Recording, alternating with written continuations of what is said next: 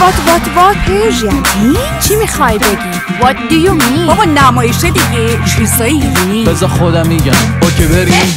شبی کفتاره میگه آقا زاده است، همه جام لفظ میاد که خود ساخته است. تو ایران استوری میذاشت مرگ بر US یهو سر در آورد از کالیفرنیا. آذر یکم لشه ولی خب خاصه، دنبال لیفت و ساکشن و بوتاکسه، سر تا پاش دیزاینر فیک و فالسه، دکتراشم که خرید پاپاش از فرانسه. چی میگه این میزانی؟ به خدا همه لباسا مارکه. مال تازه اومده، ولی از ترکیه. مهم اینه که شبیه اصله. زکی این مرتیکه رو که میگن حاکمه، میگن عالمه ولی ظالمه، برگزیده ای از اختلالات روانی، یه جورایی هلاکویی لازمه. این سخالی که میگن رئیسه، یه دزده که تو لباس پلیسه، دستمالچی و کاسه لیسه، ولی کار انگلیسه.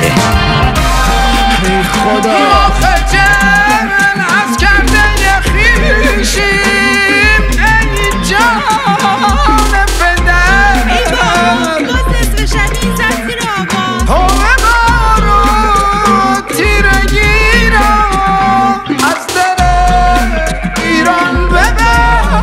خب بس دیگه ناله، اما اصل کاری اونه، اون که دختر ایرونه، آش پشت پاشونو پخته، اون که اسمش ایران دخته. اینم این نویسه از درد جامعه، شب و با اینک میخوابه مثل رئیس کاگبه، چرا خاموش میخندونه همه آدم ها رو، قایم میکنه پشت اینک ششکارو.